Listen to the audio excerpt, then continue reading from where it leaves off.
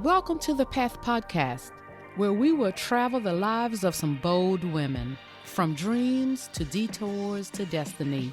She did not choose this path chose her.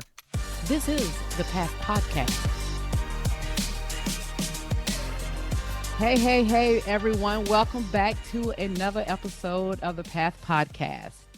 On the show today, we are talking to life coach Shereka Dunston. Today, you will hear how she realized her purpose and started empowering others to transform their lives personally and professionally. And as well as we want the Path listeners to learn something that will cause you to move into purpose in your lives. Sit back, and we are going to do something a little bit different today. I'm going to ask Coach Shereka to tell me a little bit about herself. I want her to know she's already welcome. So let me first say, welcome you to the Path Podcast, since I am doing it differently today, Coach Shereka. How are you? Let me ask that. I am well, and thank you so much for having me as a guest. I'm really excited to be here. I am excited to have you. I want you to tell me a little bit about yourself so I don't read through your bio. Tell me about life coach Shereka Dunston. Well, where should I start? So I am Shereka Littlejohn Dunston. I am a wife, a mother, a certified life coach with multiple certifications. I am a published author. I'm the host of the Peace, Purpose, and Prosperity podcast.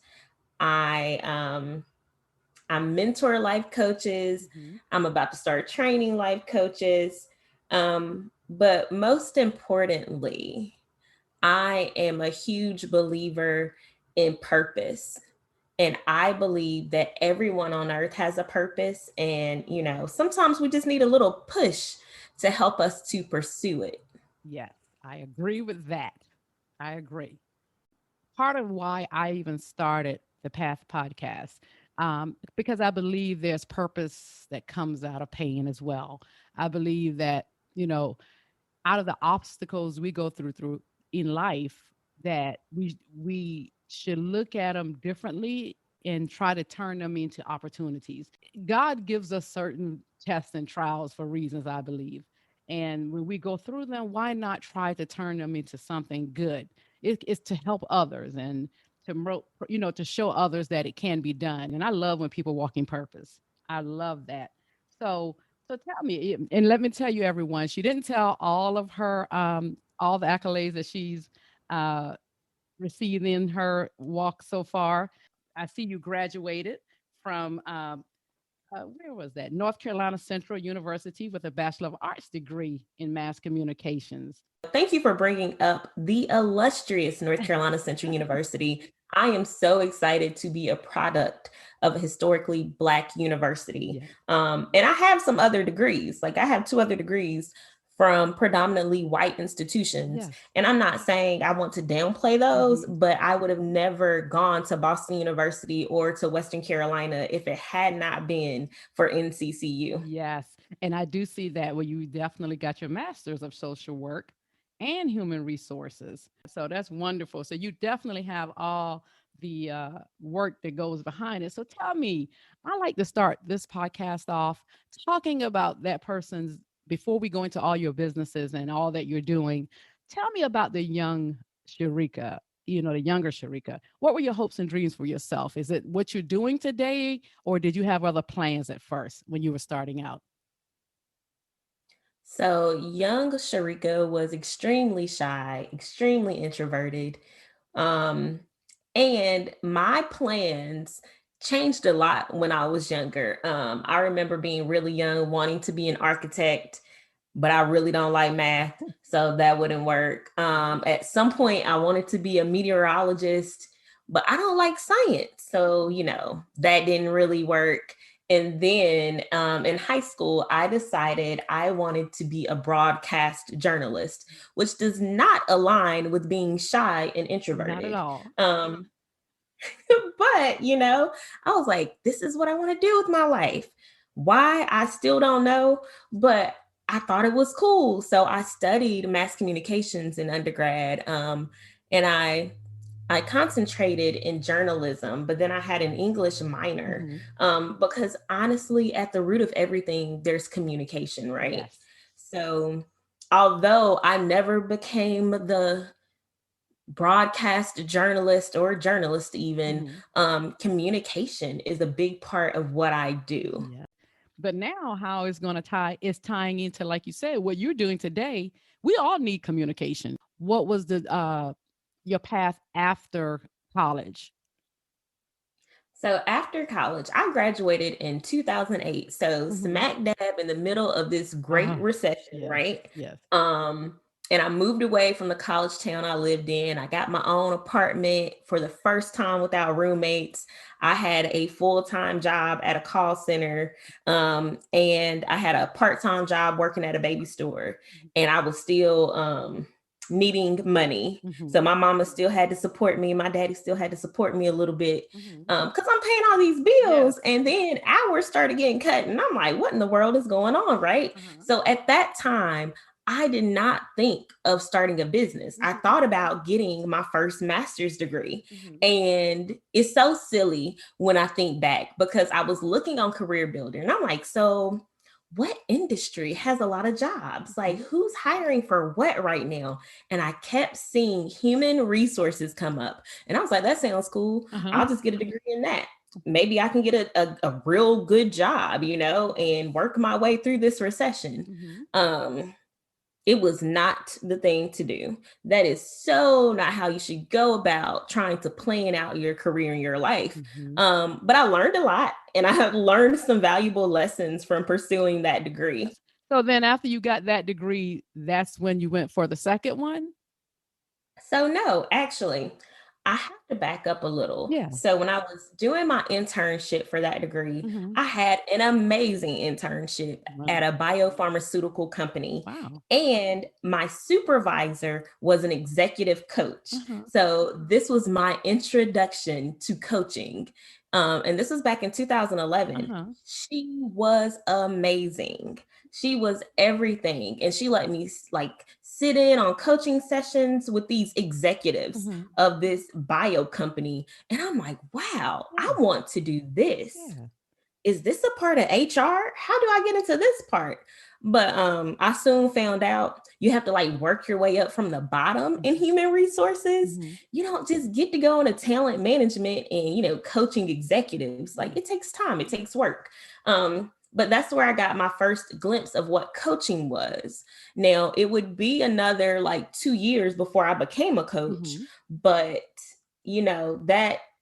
that played a big part in my life, even though I still haven't officially used that master's degree. But after graduation, I went on to, honestly, like, I started building my family. I actually had my daughter in Oh. my last year of my master's Mm-hmm. for human resources. And I was married. And I was like, okay, I spent some time with my daughter at home, and I had to start thinking, like, what do I want to do? Mm-hmm. I need to go make some money. I now have 2 degrees. Mm-hmm. So I tried a couple things out that didn't work. Ended up being in some more call centers, which I cannot stand. But it's a way to make money Yes. to support your Yes, family. it is. And at some point, I actually had a sweet treats business. Mm-hmm. So for my daughter's first birthday, I actually ordered some homemade candy apples from California from someone I knew. Yes. So I had to get them shipped all the way across the country. And I Mm-hmm. was like, I think I can make these. Uh-huh. Like, I don't want to have to pay all this money every time I'm having a celebration to have someone make these cute candy apples. I can do it myself. Mm-hmm. And so I did that for like a year and a half. Oh, And it was wow. fun. I met a lot of cool people. Mm-hmm. My parents were excited. It had nothing to do with any of my degrees. I was an entrepreneur. Yes. Um, Yes. but I then went through a period of time where I wanted to get healthy. And the thing that got me about the candy apples, like, you use a whole bunch of sugar, right? Yes. My daughter would not touch a candy apple. Really? No. And I had bought them from California for her first birthday. I made some for her second birthday party, and I made them a lot. You know, people kept ordering them, but she wouldn't touch them. She Yeah. was always a healthy child. Like, she Wonderful. wanted her apple in the purest form. And I was like, I can't sell this sugar to other people's kids, and my own kid won't even touch it. Exactly. Like, it didn't feel right. So I abruptly shut that business down. Wow. So of course, so then that was going well, and then you decided to stop that. And then when you decided to stop it, what did that make you feel? Or were you already starting to think of other things you wanted to do? So at that time, I was actually working on some other things already. I was a volunteer at a domestic violence and sexual assault agency. Mm-hmm. And I became a life coach, like all around the same time that I shut that other business down. I was working on some Uh-huh. things, Okay. and they were based on, honestly, my past pain Mm-hmm. and some things that were going on in my family at that time. Okay. So when I was in high school, and I should let me stop and give a trigger warning, because Yes. it's really important. You know, I endure some things that are hard to talk about and hard to hear about. Mm-hmm. And I just want to give this trigger warning for anyone who is a survivor of sexual violence or domestic violence, you know, so that you do have the option to turn off the podcast at this point if you're not ready to hear this story. Exactly. I respect my, fellow survivors in that way. Amen to that. And I agree 100%. And thank you for saying that, because you understand, obviously, how critical and how important that is. Yes. So when I was in high school, I was a victim of acquaintance rape Mm-hmm. on a field trip, by someone I considered a friend, Mm-hmm. and he was a classmate. Mm-hmm. I was a junior in high school, and it really changed me a lot Mm-hmm. back then. And then in college, I was dating a person who ended up raping me as well. Sorry. So those things impacted my life, I'm sorry to hear that. a whole bunch. And I was only 16 the first time, and 19 with the boyfriend who sexually abused me. Yes. And I was a kid. I Yes. was a teenager. Yes. Um and I don't remember anyone ever coming to my high school or my middle school or even talking to me in college about dating violence or about date rape or about acquaintance rape. Mm-hmm. Um, and then, so I kind of tried to push some of it out of my mind. Mm-hmm. I did seek counseling at one point in college, because of a dear friend who offered the help. Um, but, Yes. mostly I just kind of kept it out of my mind as an adult, as a married adult, Mm-hmm. as a person with this master's degree. Mm-hmm. But I was working at a call center at some point, and it didn't feel good. Like, call centers were a trigger for me. Really? And it was the weirdest thing, Mhm. because for some reason I was scared that my college abuser would be on the other end of that phone. Like, I have no idea where he is now. I Mhm. didn't know where he was back then, but it was like a real fear. And I would have panic attacks at work. So I left that job, Mhm. as I left all my call center jobs, Yes. because I was scared. Yes. So do you not, is there anything that reminded you of that time? Why would the call center, it just, you just felt like you didn't know who was on the other end, and that's what could have been the reason what it scared you so much? I think so. It was the lack of Lack of control. control. It's like hearing that beep in the phone, and you don't know who's coming up next, what they want, what they need. Exactly. And it was like being out of control when I was working in a call center environment, Exactly. and I didn't have control in that relationship. So it was a huge trigger for me. But around that same time, so I ended up quitting that job, Okay. but Good. about a month and a half after I quit, my aunt was murdered by her boyfriend. Oh, I'm so sorry to hear that. Thank you. Um, And it rocked my family, yes.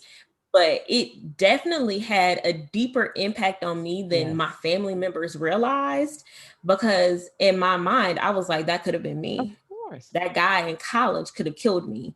And, like, how would my family feel? And I went down like a downhill spiral, Hmm. and I needed help. And up until that point, I hadn't told my parents I was about gonna ask you anything I that. had gone through. Yes, I was gonna ask you that, but I'm sorry. Oh no, it's fine. But yeah, like they didn't know. I didn't tell them until after my aunt was murdered. And because I wasn't doing well, I finally told my mama. Mm. Uh, But of course, it was hard for her to of hear. course it was. I can't imagine because you know what? I'm sure your mother like me with my daughter. I've tried to tell her. We try to try to tell our kids as much as possible. The cautions and to be careful and because I know when my daughter went to school, I told her the same thing. I know it was out there, and the schools don't talk about it enough. And like you say, I like how you said the acquaintance, it was acquaintance rate, and that's what they need to call it. It's somebody because some people get that confused with like you just it's somebody you don't know all the time. And we know now more, I believe. I hope people know more today. A lot of times it's somebody you know. I had to always talk to my daughter in that way to understand your no is your no, to feel comfortable and, whatever the circumstances are and to come talk to me. And but I know sometimes we still can get to that place where we don't want to say anything for whatever reasons our reasons would be. If it's shame or if it's, what would they say or what did I do? And the reasons that many people may have that is not their fault. The victim blames themselves somewhat. So I know it was shocking for her. And I hate that you still had to have to deal with that. So how did you process after your aunt passed to try to process all of that to try to find some healing through what you've gone through? So I, once I got it off my chest, then I told my mama, and then I had to tell my daddy. Hmm. Um, Oh yeah, that was scary. yes, Because because fathers want honestly, to it was protect. yeah, he's a very protective father. I'm a daddy's girl, and Oh, it was his little sister who was killed by her boyfriend. Like, it was a lot yeah, that was a lot. to deal with at that time. Yes. But I knew I needed to go back to therapy. And I was like, I have to go back to therapy. I Wonderful. have to get this out. I have to stop holding this in, and I have to stop being ashamed of my story. Exactly. So I decided that when my aunt was murdered, I was like, her murder cannot be in vain. This Amen. will change my life. I couldn't save her, but maybe I can help other people, and maybe I can help myself too. Yes. So the first step was getting therapy after, telling my family, my close family. Hmm. Um, and before I started therapy, I had this moment, and it was on like September 11th, and I can't remember the year, but I remember the day Hmm. of the year. It was 3 days before my birthday, Hmm. and I was up, and it was the year my aunt died, so I should probably remember this. I want to say it was like 2012, Okay. um, but I was like, you know what? I just felt this thing. I couldn't sleep, and it woke me up. And Hmm. I was sitting on my living room couch like early at 6 o'clock in the morning. And God was like, Shereka, you got to tell people what happened to you. Like, yeah, I know you want to start therapy, but Hmm. you need to share your story. And I was like, God, what? What do you want me to do? What Uh-huh. now? Share it. Share it. How? Hmm.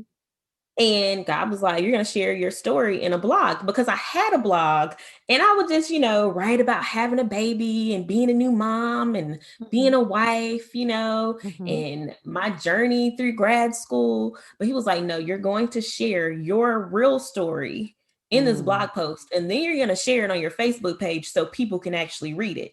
And I was like, whoa, but I Wow. had to do it. So I Wow. did it. And I was like, you know what? I'm going back to therapy. Hmm. And this is why Black people, shouldn't be ashamed of therapy, shouldn't be afraid of therapy. Exactly. Therapy is a good thing. And I'm a survivor. Yes.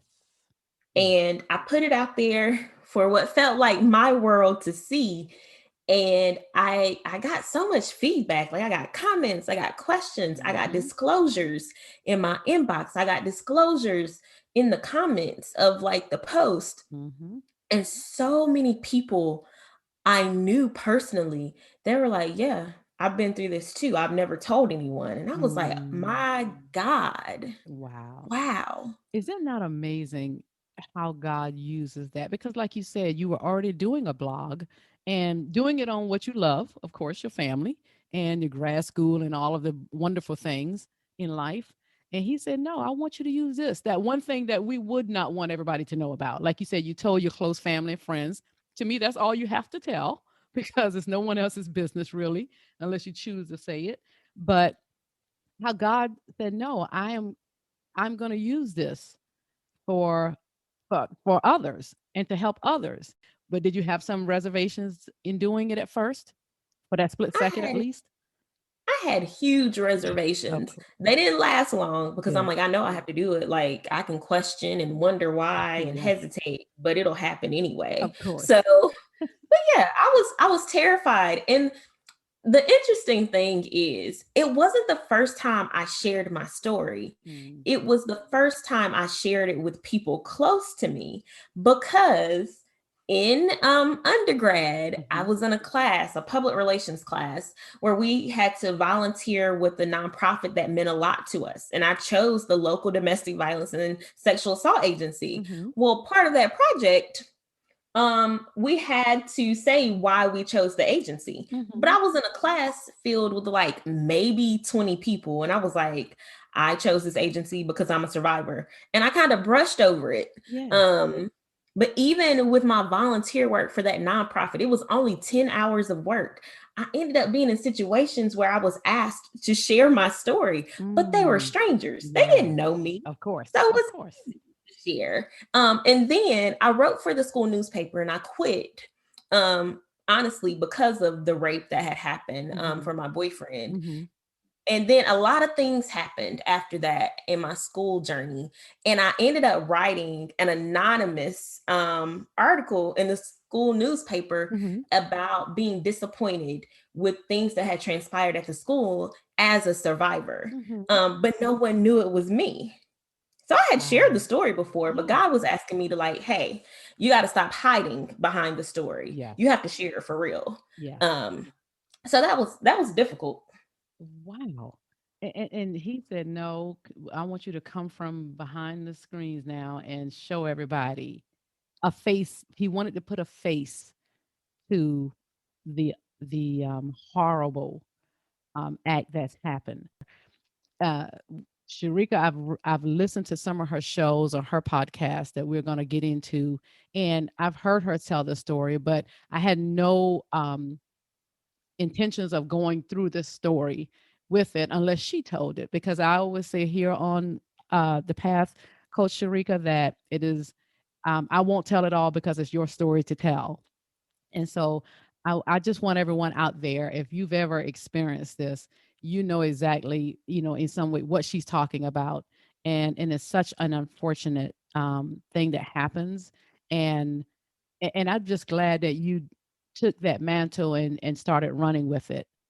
You went to therapy. After therapy, is that's when you started going more into starting full force into what you're doing today? So yes. So my last session of therapy with that particular therapist, she was Mhm. like, so what do you want to do now?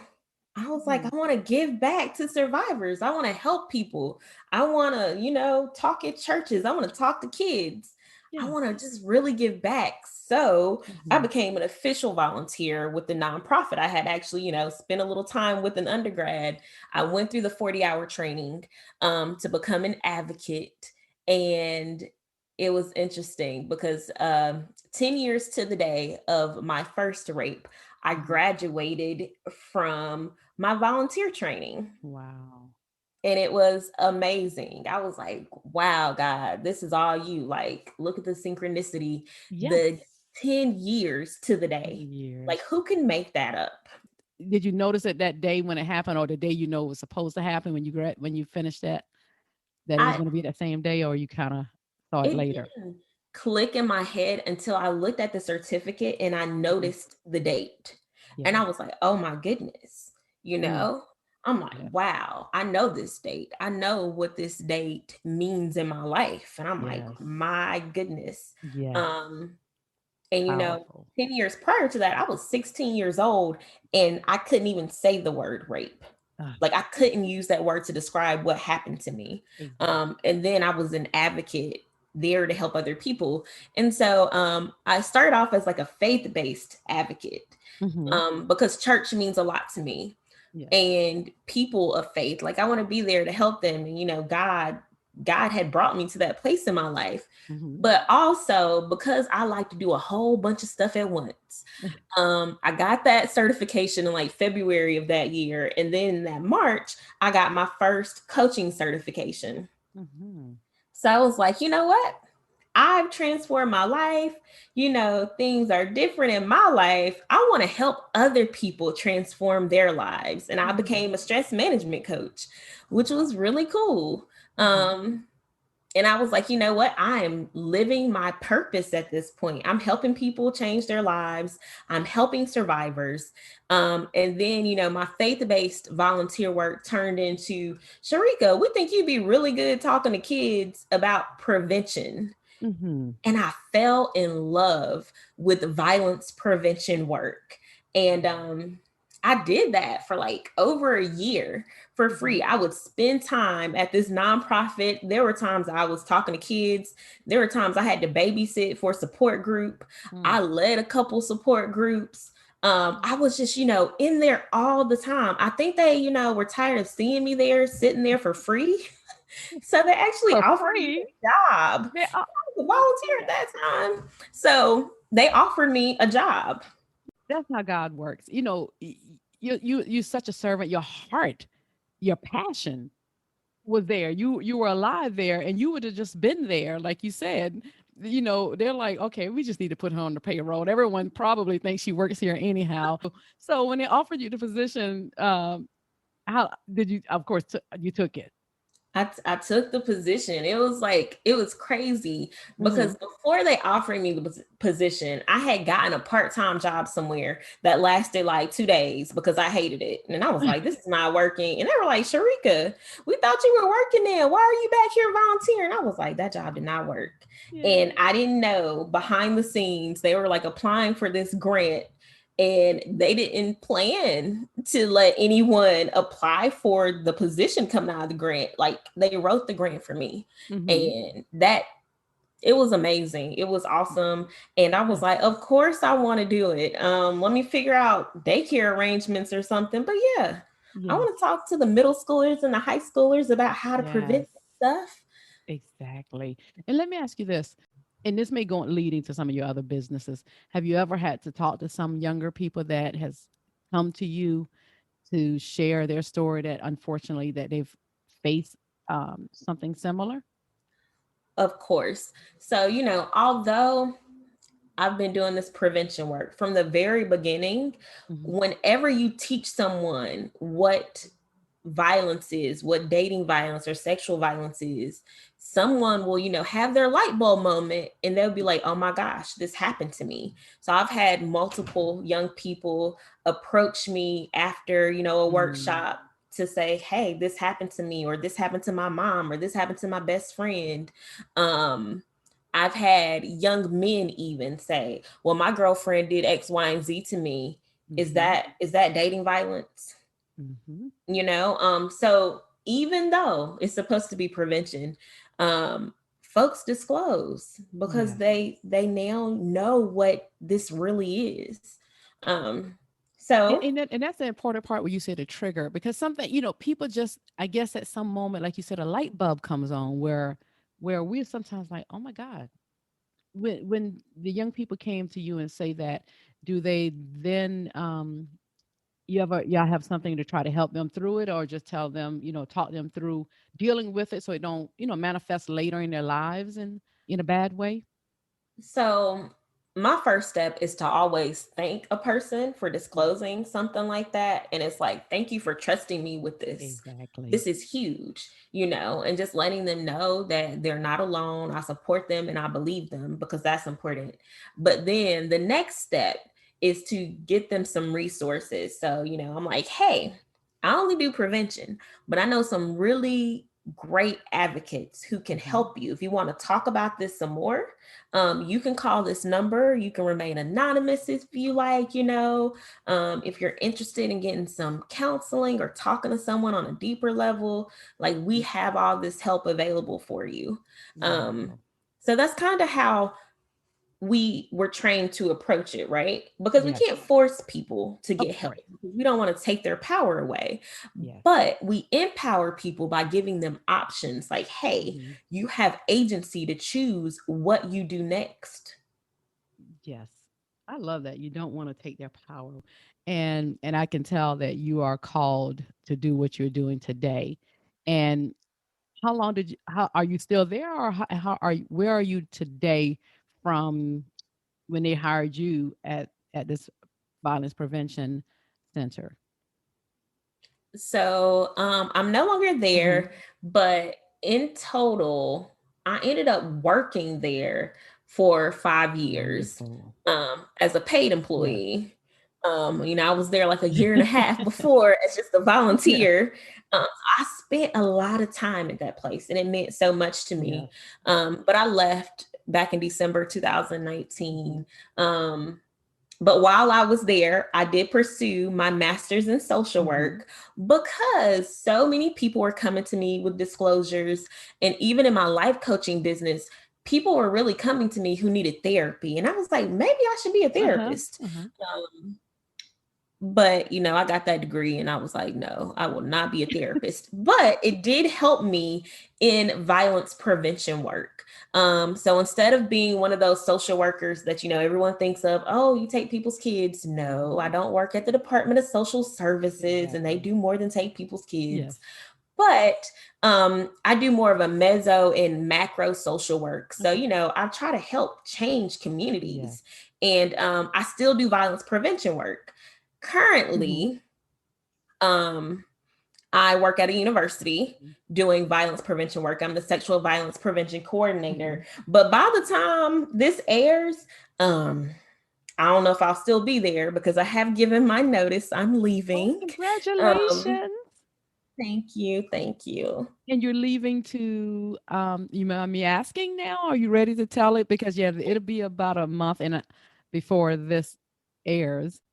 So I'm leaving to, go into full-time entrepreneurship. It's time. And this has already been announced on social media. I'm opening Wonderful. up a life coach school. So, Wonderful. I want to train some more life coaches. Okay. Um, so yeah. So you want to train more life coaches. That tell me the name of the business that you're doing with that. So the name of my LLC is Family Strategist LLC, doing business as Black Life Coach Connection and Black Life Coach Connection Oh, Academy. wonderful. So tell me what is that going to entail? So, when I say this, once again, I do too much. But to give a little background on Family Strategist LLC, Yes. it is the baby of me and my husband. My husband is an educator. Mhm. He's an academic coach. So whereas, I'm a life coach, he's an academic coach. Okay. He helps to support teachers. He supports students, he tutors, and we created Family Strategists because we wanted to give back to our community and we wanted to help uplift and educate and empower families. Mhm. And so, what that looks like, he does it from the educational side. I do it from an educational side, of course, but I'm a social worker. So, Yes. my side is a little different because I educate people on what is dating violence, what is domestic violence, what Mhm. is sexual violence, how can that impact your family, how to respond to your children if there's a disclosure, how to just have conversations with your kids about consent Mhm. and being in healthy relationships. Mhm. And one of my certifications is in life coaching for parents and families. So that makes up our little baby of family strategists. We help families in different ways, Mhm. but mostly to educate and empower and things like that. Mhm. Well, Black Life Coach Connection came about in 2020 before the world shut down due to, the pandemic, because I wanted a tribe of Black life coaches. Yes. I was like, I know some, they're my Facebook friends and they're cool, Uh-huh. but where is there a safe space for all of us? Uh-huh. And I was like, well, I will start this safe space. Yeah. And I just started it on Facebook, as a Facebook group. And there are some phenomenal people in that group, and they're either active life coaches Mm-hmm. or they're aspiring life coaches. Mm-hmm. Well, as I, started to meet new people and questions kept coming up like, so I need help. I Uh-huh. need a mentor. I need someone to teach me how to coach. Like, I got this certification, but I don't know what to do with Yes. it. Yes. And I was like, okay. I started doing consultations. Mm-hmm. And then I started holding like these free classes for new life coaches. Yeah. And I was like, this is fun. But Yeah. then I started creating courses as well to Uh-huh. help Oh, the new life coaches, expand their businesses and to become authors instead of just a coach. uh-huh. Um, so now I'm a life coach mentor, right? Yes. And it's fun. And I have some groups specifically for new life coaches who identify as Black. Oh, wow. But then I was like, I need to do more because I'm always More, trying to do Coach Shereka. more. More, I know it's ridiculous. It really is. Mhm. But in June of 2020, Mhm. I actually told a friend, I was like, I want a life coaching school one day. And Mhm. it came out of the blue. It was something I never admitted to anyone, Uh-huh. but I kind of told her and went on about my business, didn't bring it back up. Uh-huh. But you know how God is. God will bring things up Yes. for you. Yes. And I was having a consultation with the life coach, and she doesn't have a certification, and she was like, I'll get my certification when you open your school. Ah, And I was like, what in the world? uh-huh. How does she know I want to do this? Uh-huh. You're And I kidding. was like, okay, this is a sign from God. I hear you, God. So you had And not told her that. She just said that herself. Wow. yes, Wow. because that's how God works, apparently. Yes. But even before I had that conversation, I had a few coaches come to me, and like, these are people I didn't really know. Mhm. We were in the group together, and like, I was interviewing one for a podcast, and before we started recording, she was like, Shereka, I Mhm. know you have that full-time job. I know you like your full-time job. Mhm. She was like, you're not going to be there long. And I was like, what are you talking about? Mhm. I don't agree with that. I like having a business and a full-time job. It's fine with me. And she was like, you're not going to be there. Yes. And I was like, okay, sure. Okay. But God speaks through Yes, people in he does. mysterious ways, I guess. Yes. So all these signs Uh-huh. kept popping up. And me being me, I'm like, no, I need all types of confirmation Mhm. because I don't know what these people's walks are like. Yes. No shade to the people, but I'm just like, Of I don't course. know. Of course. Like, is God telling me this? I don't know. But I knew in my heart God was. And I was getting all this confirmation like, it's time. Mhm. Violence prevention work is something I am passionate about. Mhm. It is a part of my purpose, Mhm. but I also know that it is draining and it's Yes. not something that people should do long term, probably, Yes. because it weighs on you Mhm. heavily. Wherever I turn, whatever music I listen to, whatever I see in the media, it's always reminding me of violence. Mhm. Mhm. I can't turn it off like a regular Of job. course. Of When I'm on Facebook or Instagram, if random strangers will still hit me up in my DMs to disclose their story of abuse Wow.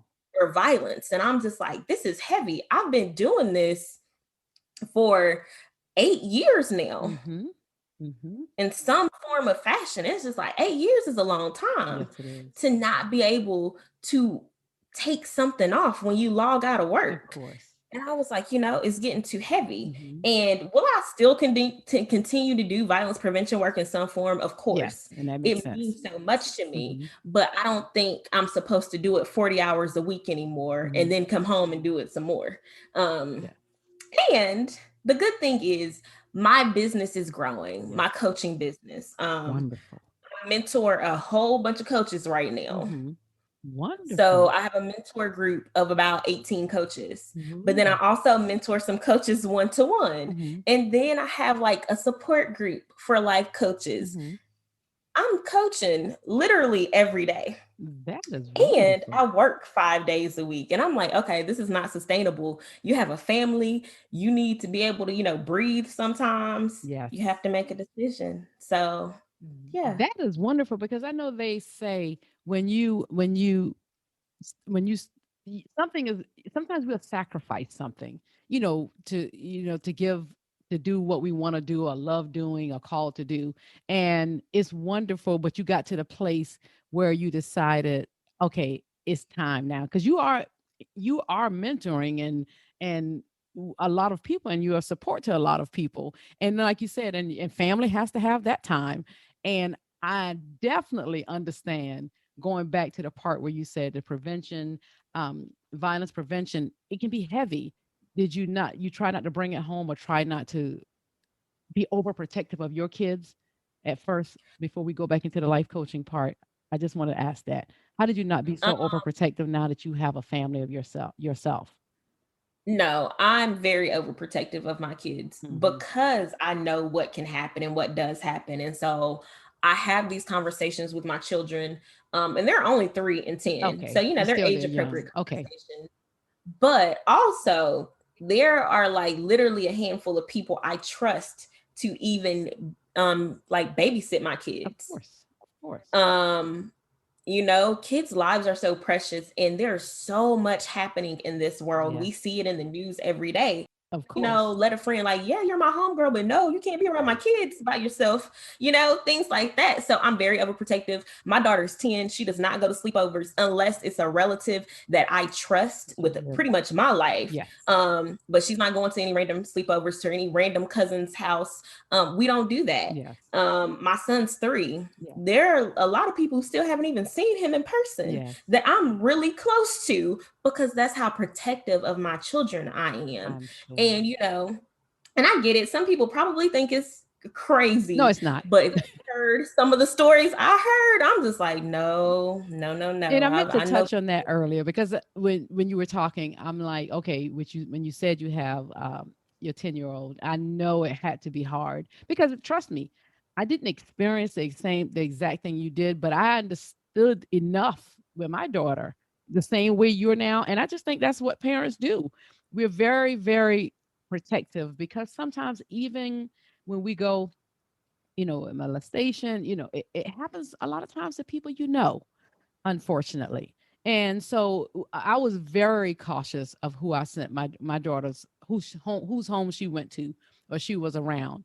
So trust me, I get that, and I just wanted to touch on that, and ask that because I figure that might be something that you would really be, hold dear, your babies, of course, based off of your story. So I just wanted to ask that. But so then again, I can understand you not wanting to do that. You were doing it for work, to making a business out of it. But then it's wonderful how God transitioned everything into the life coaching business. So are you really enjoying it right now? Or how long have you been doing this part so far with the life coaches and everything, mentoring them? So, first of all, I love the place I'm in right now, Mm. and I'm naturally just an educator. I don't know if my Yeah. husband rubbed off on me or I just like to tell people about things. No, Like you I'm say you a get married, you kind of like one now. So, he didn't rub off some too. And it's just you instinctively yourself. It's just who you are. but yeah, but I love this. So, I actually started mentoring in 2020. Hmm. So, and I left this part out. I stepped away from life coaching to focus on my social work career. Mm. And I didn't really come back to it until 2020, Hmm. because December, it was like the end of December 2019. I got a phone call and someone was like, listen, Jesus said you're supposed to be my life coach. And I was like, Jesus told you what? Because I need to talk to Jesus about this. I know. Um, and that was my kick back into coaching. I was like, okay, I guess it's time to dust off those certifications Yes. and actually use them. Yes. But that person, I coached her, and then she became a life coach. And she was like, but now you have to mentor me. And I was like, okay, cool. So I started mentoring her probably around summer 2020, but then I started mentoring other folks too. Mm-hmm. Um, and I was like, okay, let me make sure I make like a real mentoring program. So it was February of this year that I officially launched my mentoring piece of my life coaching business. And it has been so much fun watching people grow. Yes. And, it's inspiring. They inspire me. And I don't know, I'm probably weird for this, but the coaches who I mentor, Mm-hmm. sometimes I hire them to do things for me. I don't think so. You see, you know better a lot of their strengths and how it can be utilized. So I think that's a smart thing. But yeah, so I like to pour into my coaches Yes, because they're doing amazing work. they And I are. know sometimes they just need, a platform. Of And I'm course. like, hey, and I made a promise that in 2021, I will pay Black people for their time if I ask them Wonderful. to do something for me. And I'm just like, I will pay you. Wonderful. And that is a wonderful way of looking at it. We have not even touched in on your podcast yet. Tell me, with you're in the fullness of your, I keep saying, your purpose or your passion and what you're doing, your business. You're really an entrepreneur. You've always been an entrepreneur. You are a creator, and you go after what you want to do. When did you decide? When did the podcast? Because you have a podcast, and tell us the name of your podcast. So my podcast is the Peace, Purpose, and Prosperity podcast. Hmm. Um, so this is actually my third podcast. Really? So yes, I launched my first podcast, which was the From Pain to Purpose podcast, Okay. when I first started coaching. So like back in 2013. Hmm. And I loved it. I interviewed people, they shared their From Pain to Purpose stories. It was phenomenal. Hmm. However, when I went to pursue my master's in social work, I Hmm. had to kind of let some things go, and I let Yes. go of my podcast. So in 2020, when I decided to start back coaching, I was like, I'll start a new podcast. Hmm. And that podcast was Life Lessons with a Life Coach, Shereka. Hmm. I hated it because it was all about me talking. And I'm like, this isn't interesting. People listen to it, but I'm like, no, I'm not passionate about this at all. Uh-huh. So it was round about December 2020. I was like, I'm going to get a new podcast. So, it actually took me a few months to decide to do another podcast. Uh-huh. Okay. Um, so yeah, but in December of last year, I was like, I want a new podcast and I want to interview people and I wanted to focus on peace, purpose, and prosperity. Hmm. And so I put the call out to the coaches in my Black Life Coach Connection group, like, hey, anybody want to be on a podcast? Hmm. And so, of course, I had some folks who had their own podcast, some people who were just seasoned, like podcast guest veterans. Yeah. And then there were a few people who signed up who had never done a podcast before. Hmm. And they were like, but we trust you, Shereka. This should be fun. I'm like, of course it'll be fun. And I launched that podcast on New Year's Day 2021. So it's been a whole bunch of fun. So a lot of coaches who do different types of coaching Hmm. have been guests on the podcast. But then I've thrown in some other people I know from my personal life, like my old roommate who's an attorney now.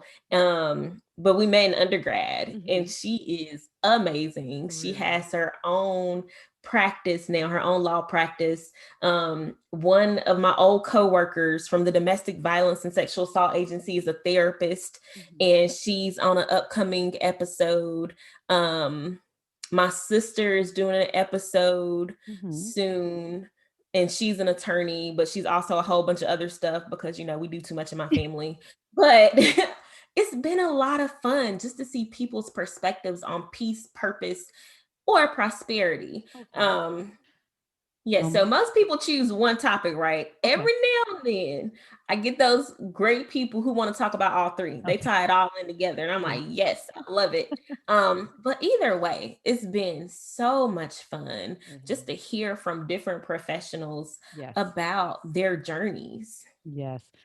It's great to feel like you're in that place where you belong. So tell me, in your life coaching business, what how can people tell us events you have going on right now, or how people can connect with you, and a lot of all of your social media platforms that you have, so people can connect with you.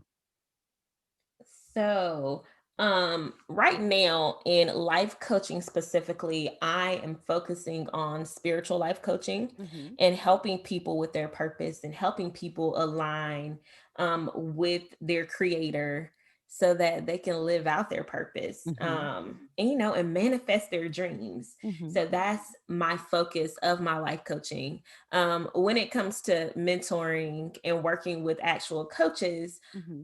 I prefer to work with other Black life coaches who just want to gain clarity on Hmm. how to show up as a life coach and how to position themselves in this world that is honestly filled with so many coaches. Yes. And I want to help them to realize like you're more than a coach. I work with so many people who are educators, Hmm. who are creators, who are, podcast hosts, and they just haven't realized it yet. Hmm. And I just want them to, branch out. Like, yes, you're a life coach and you're all these other things because you have so many strengths. Hmm. And I just want to support them. So people can find me on Instagram at Life Coach Shereka. That's Shereka. They can find me also on Instagram under Black Life Coach Connection. They can find me on Facebook. My page is Life Coach Shereka Dunston. I'm on Twitter. Y'all don't follow me on Twitter because I really don't tweet. I have a YouTube channel that's under Life Coach Shereka Dunston. And because I'm a shy introvert, I don't really post a lot of videos on YouTube. Hmm. But every now and then, if I have like a Facebook Live, I will stream it to YouTube as well. Hmm. So those are available. But yeah. And I always tell people, feel free to slide in my DMs if you have a question. You can visit my website, Yes. sherekadunston.com. If you have a question, if you want to email me, you can find my email address like on my website. But I try to connect with the people and engage with them. Yes. So, and on your website, that's where people can, if people are looking for a mentor and to get more into having, learning more about life coaches and your courses and all that you're offering, they can all find all of that on your website. So yes, they can go to sherekadunston.com and Hmm. they can actually book a free 30-minute consultation. Oh, wonderful. Wonderful. You're doing, you feel like you're in your zone now. What else do you feel like is on the horizon, if anything? You just, you're, when, by the time this podcast is out, you've already quit your job, you're going full time. What do you see for yourself, within, by next year at least? So, by next year, this life coach school will be booming, Yes. producing many amazing Black life coaches, but also conferences and summits, Yes. not only for coaches, but also for the community is big for Hmm. me, and uplifting and building our community, and tapping into our natural strengths is so important. So I've been trying to wait on this pandemic to clear Yes. completely out so that I can jump back into the world and feel safe, and do some stuff in person. Yes. So hopefully 2022 will be the year where I can step back out there again. Look, I could tell. I only reason I've never asked that question, but I'm like, you probably got plans written down for the next few years. So you sound like you would be that one to me. Because you will start doing something tomorrow, and it's like she didn't tell me she was doing that. You ever considered like speaking? I know you say you'll do conferences, but you're such a motivator. I want you to know. Thank you. So yes, I am an empowerment speaker also. Hmm. And people do book Yes. me for speaking engagements. And this started as soon as I became a life coach, honestly. Mm-hmm. Because I like sharing my story, Mm-hmm. but I also like pulling out the lessons in my story to share with others to inspire them. Yes. Um, and I'm really passionate about motivating individuals to activate their purpose and elevate their lives so they can fulfill their divine destinies. Um, and that everyone doesn't like to talk to people in that Of way, but I course. like to push people. And I tell people, I'm not really that long-winded, Yeah. but I try to be purposeful when I'm speaking to a group. Mm-hmm. I want to really inspire change. I don't want people to just sit there and be like, oh, okay, that's nice. She has a good story, but what does that have to do with me? Mm-hmm. No, I want people to transform their lives Exactly. because, I transform my life with the help of God, and God can help anyone transform their lives. And I just want to inspire folks to do that. And that is the ultimate goal of the path as well, for people to transform their lives and not get stuck in the situations they're in, the obstacles they're facing. We have to really be honest about some of the situations that we're in, and hopefully come out and transform into this life coach like Coach Shereka is telling you right now. And you're a prime example of someone who has a story to share and just still moving. You've been moving even before all of that. You're just a perfect example of someone who overcame something painful and turn it into something that is helping so many people. And that is what we want people to know, and that they're not alone. How people even came to you and open up after you even shared that story for the first time. People needed to hear that and to see that, because I'm sure people may have looked at you with all of your degrees and all of your certifications, because you're big in academia yourself, and think that you would have never have gone through anything like that. And it's unfortunate, and we wish you didn't have to, but people have to see that and still say, but she still came through this, and you helping others. And I just love great stories like this. You've given us so much today. Tell me, if is there anything else that you feel like you want to share with the audience before we end our podcast today with each other, that you might not have said earlier? Is there anything you want to leave with the audience? So, yes, I do want to share this. Well, first, I want to thank you, Arlene, for all of your kind words. But I want to share that, even though I'm I'm a mover, I'm a creator, I'm a shaker, I'm always doing something, I'm always creating something. I'm extremely ambitious, right? Yes. But that doesn't mean I don't continue to struggle. Just like everyone else, I have struggles that I have to live through and live with every day. And a lot of those struggles are honestly a result of the pain I lived through in my past. Mhm. You can't look at me and see that I've dealt with depression. Mhm. You can't look at me and know that I have a post traumatic stress disorder diagnosis, Mhm. But despite those things, I'm still able to live my life fully and to enjoy my life and to give back and to express gratitude. And, we're all dealt some hands that we probably don't even want. We probably want to toss them back in, get some new cards, Mhm. but that's your hand. This is your life. You have to live your life. That's what you're here for. So you may as well make it the best life you can and enjoy every bit of it. Yeah, the hard times will come. You will deal with some things you don't want to deal with. It'll be in the back of your mind, or you may have to face it every day. But that does not mean you can't have a great life. Amen to that. And let me tell everyone, I normally end recapping what our guest has said, but she said it best. Life Coach Shereka is our survival guide to show that it can be done. There's no more for me to add but to say thank you very much, Life Coach Shereka Dunston, for joining us. I hope everyone will follow her. Will check out her website, her social media, and all that she has coming up, because I'm sure you will learn a lot from her. I will put all of her information in our show notes. So if you've missed it, and until next time, everyone, have a great day. Thank you, Coach Shereka. Thank you, Arlene.